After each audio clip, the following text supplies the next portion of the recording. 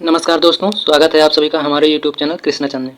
आज है 13 अगस्त और हम पढ़ने जा रहे हैं करंट अफेयर। तो देखते हैं पहला प्रश्न, इंदिरा गांधी स्मार्टफोन योजना किस राज्य में शुरू की गई है? सही उत्तर है ऑप्शन डी, राजस्थान में इंदिरा गांधी स्मार्टफोन योजना शुरू की गई है। सीएम अशोक गहलोत ने जयपुर में इंदिरा गांधी स्मार्टफोन योजना का शुभारंभ किया है।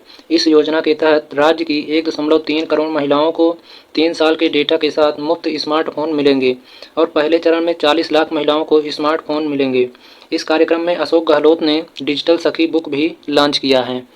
सरकारी स्कूलों में कक्षा 9 से 12 तक पढ़ने वाली छात्राओं, कॉलेज के छात्रों, एकल महिलाओं और विधवाओं को स्मार्टफोन वितरित किए जाएंगे और पहले चरण में महात्मा गांधी नरेगा के तहत 100 दिन और इंदिरा गांधी शहरी रोजगार गारंटी योजना के तहत 50 दिन काम करने वाले परिवार की महिला मुखिया को भी यह फ़ोन दिया जाएगा।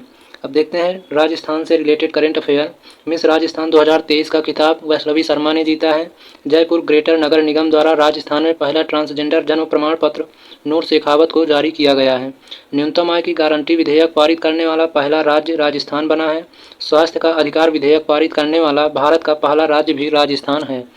बेहतर स्वास्थ्य देखभाल सुनिश्चित करने के लिए राजस्थान सरकार पीसीटीएस मोबाइल ऐप शुरू की है और दृष्टिहीनता नियंत्रण नीति लागू करने वाला पहला राज्य राजस्थान बना है। अब देख लेते हैं अन्य राज्यों की प्रमुख योजनाएं। गृह लक्ष्मी योजना कर्नाटक में शुरू हुई है और शक्ति योजना कर्नाटक में, मिशन शक्ति स्कूटर योजना उड़ीसा में और खेत सुरक्षा योजना उत्तर प्रदेश में। इसके अलावा नंद बाबा दुग्ध मिशन योजना उत्तर प्रदेश में ही शुरू की गई है। शासन आपल्यादारी बहाल योजना महाराष्ट्र में, ग्रामीण आवास न्याय योजना छत्तीसगढ़ में, सीखो कमाओ योजना मध्य प्रदेश में शुरू की गई है। अगला प्रश्न है, सुस्वागतम ऑनलाइन पोर्टल किसने लॉन्च किया है? सही उत्तर है ऑप्शन ए, सुप्रीम कोर्ट ने। भारत के सर्वोच्च न्यायालय ने अदालत परिसर में प्रवेश के लिए आगंतुकों के लिए ऑनलाइन इलेक्ट्रॉनिक पास बनाने के लिए सुस्वागतम ऑनलाइन पोर्टल लॉन्च किया है। यह पोर्टल इलेक्ट्रॉनिक पास के लिए ऑनलाइन आवेदन करने की अनुमति देगा। सुस्वागतम ऑनलाइन पोर्टल भारत के मुख्य न्यायाधीश द्वारा ई गवर्नेंस को बढ़ावा देने के लिए लॉन्च किया गया है। अब देखते हैं सुप्रीम कोर्ट के बारे में। सुप्रीम कोर्ट भारत का शीर्ष अदालत है और इसकी स्थापना 26 जनवरी 1950 ईस्वी को की गई थी। यह एक संवैधानिक निकाय है और इसकी व्याख्या भारतीय संविधान के भाग 5 के अध्याय 4 में अनुच्छेद 124 से 147 के अंतर्गत की गई है। वर्तमान में मुख्य न्यायाधीश हैं डी.वाई. चंद्रचूड़। अब देखते हैं हाल ही में लॉन्च किए गए ऐप और पोर्टल। उल्लास मोबाइल ऐप धर्मेंद्र प्रधान के द्वारा लॉन्च किया गया है। मोबाइल दोस्त ऐप जम्मू कश्मीर में लॉन्च किया गया है और नंदी पोर्टल परसोत्तम रूपाला के द्वारा लॉन्च किया गया है। युवा पोर्टल विज्ञान प्रौद्योगिकी मंत्री जितेंद्र सिंह। संचार साथी पोर्टल दूरसंचार विभाग। आप प्रहरी ऐप आईआईटी दिल्ली के द्वारा। संगम युवा पोर्टल शिक्षा और कौशल विकास मंत्रालय के द्वारा और साथी पोर्टल कृषि मंत्रालय के द्वारा लॉन्च किया गया है। अगला प्रश्न है, इंडिया स्टार्टअप फेस्टिवल 2023 कहाँ शुरू हुआ है? सही उत्तर है ऑप्शन बी, बेंगलुरु में। इंडिया स्टार्टअप फेस्टिवल 2023 का दूसरा संस्करण 10 से 12 अगस्त 2023 तक मुद्दनहल्ली बेंगलुरु में आयोजित किया जा रहा है और इसकी थीम है innovation at the bottom of the pyramid. इस योजना में भारत, ब्रिटेन और जापान से 10,000 से अधिक स्टार्टअप और लगभग 500 निवेशक भाग ले रहे हैं। देश और दुनिया भर के नीति निर्माता जमीनी स्तर के मुद्दों को संबोधित करेंगे और इनका प्रभावी समाधान भी प्रदान करेंगे। इस आयोजन के दौरान ग्रामीण स्वास्थ्य देखभाल, शिक्षा, फिनटेक, ग्रामीण नवाचार, एग्रीटेक और खाद्य तकनीक जैसे महत्वपूर्ण क्षेत्रों पर भी चर्चा की जाएगी। अब देखते हैं 2023 के प्रमुख महोत्सव। उनमें अंतर्राष्ट्रीय साहित्य महोत्सव भोपाल में मनाया जाता है और अर्बन क्लाइमेट फिल्म महोत्सव कोलकाता में, लेवेंडर महोत्सव जम्मू कश्मीर में, खजुराहो नृत्य महोत्सव मध्य प्रदेश में, ताज महोत्सव उत्तर प्रदेश के आगरा में और बोडोलैंड अंतर्राष्ट्रीय ज्ञान महोत्सव असम में, ममानी महोत्सव लद्दाख में और भारत अंतर्राष्ट्रीय विज्ञान महोत्सव भोपाल में। अगला प्रश्न है, जल जीवन सर्वेक्षण 2023 रैंकिंग में किस जिले ने प्रथम स्थान हासिल किया है? सही उत्तर है ऑप्शन बी, श्रीनगर ने जल जीवन सर्वेक्षण 2023 रैंकिंग में प्रथम स्थान हासिल किया है।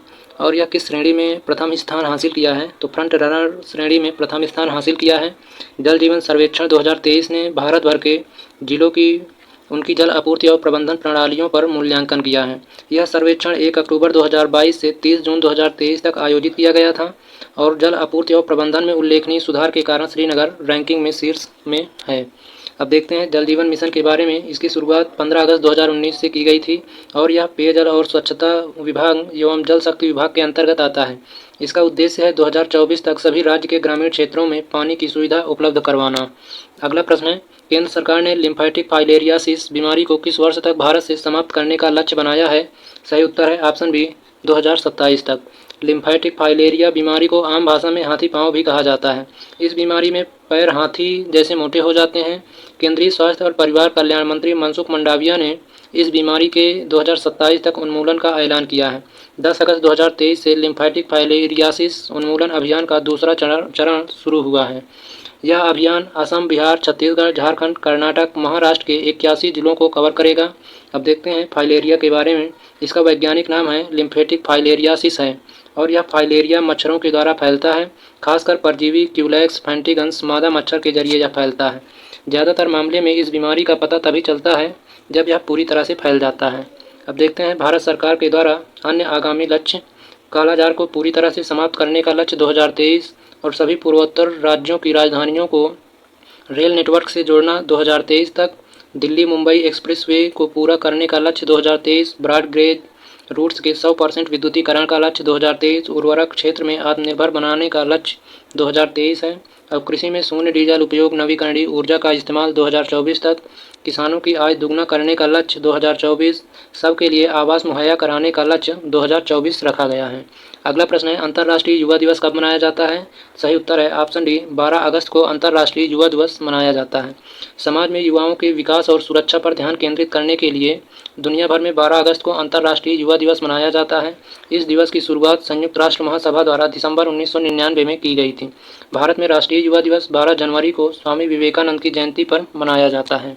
अब देखते हैं हाल ही में मनाए गए प्रमुख दिवस। विश्व स्टील पेन दिवस 11 अगस्त को मनाया गया है और विश्व जैव ईंधन दिवस 10 अगस्त को। विश्व शेर दिवस 10 अगस्त को। विश्व आदिवासी दिवस 9 अगस्त। विश्व नागासाकी दिवस 9 अगस्त को। भारत छोड़ो आंदोलन दिवस 8 अगस्त।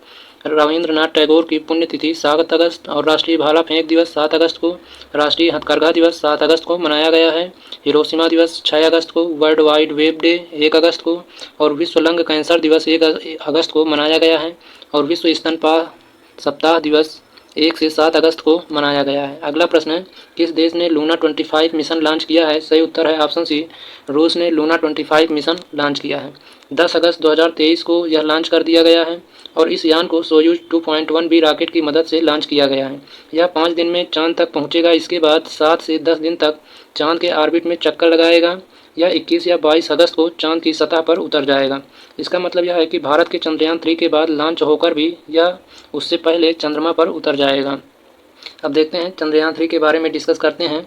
चंद्रयान 3 चांद के लिए 14 जुलाई को रवाना हुआ था। 5 अगस्त को चांद के ऑर्बिट में पहुंचा और 23 अगस्त को साउथ पोल पर उतरने की संभावना है। चंद्रमा पर लूना 25 के कार्य क्या होंगे? यह चांद की मिट्टी के नमूने लेने और उनका एनालिसिस करने का काम करेगा। लूना 25 सॉफ्ट लैंडिंग की प्रैक्टिस करेगा। साथ ही लंबे समय तक चलने वाला रिसर्च भी लूना 25 करेगा। अगला प्रश्न है, मायरा ग्रोवर को किस देश की संसद के द्वारा सशक्त महिला आइकन पुरस्कार से सम्मानित किया गया है? सही उत्तर है ऑप्शन डी, यूनाइटेड किंगडम। लेखिका और नई दिल्ली सोशल वर्कर्स एसोसिएशन की सचिव मायरा ग्रोवर को यूके संसद के हाउस ऑफ लॉर्ड्स द्वारा मानसिक कल्याण पर लेखिका के रूप में प्रतिष्ठित महिला आइकन पुरस्कार से सम्मानित किया गया है। यह पुरस्कार उन्हें उनके समाज में उनके योगदान के लिए दिया गया है। अब देखते हैं हाल ही में प्रदान किए गए पुरस्कार। प्रधानमंत्री मोदी को लोकमान्य तिलक पुरस्कार से सम्मानित किया गया है और रतन टाटा को उद्योग रत्न अवार्ड से सम्मानित किया जाएगा।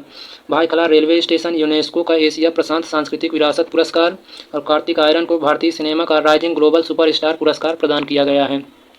मोक्षा राय को ब्रिटेन के प्रधानमंत्री का पॉइंट ऑफ लाइट पुरस्कार, प्रोफेसर तलापिल प्रदीप को अंतर्राष्ट्रीय एनी पुरस्कार और अडानी ट्रांसमिशन लिमिटेड को गोल्डन पीकॉक पर्यावरण प्रबंधन पुरस्कार से सम्मानित किया गया है। अगला प्रश्न है, दुनिया की सबसे प्रदूषित राजधानी कौन सी है? सही उत्तर है ऑप्शन डी, जकार्ता।